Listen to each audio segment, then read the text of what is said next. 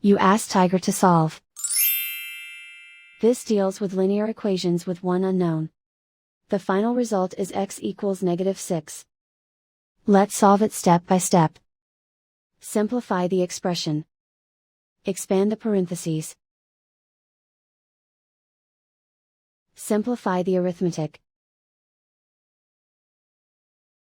Group all constants on the right side of the equation. Add 60 to both sides. Simplify the arithmetic.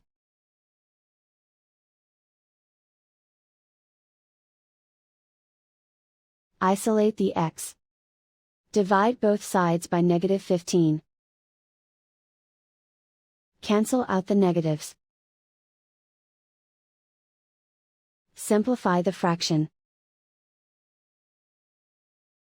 Move the negative sign from the denominator to the numerator.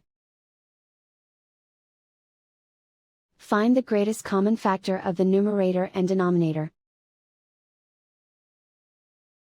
Factor out and cancel the greatest common factor. And so the final result is x equals -6.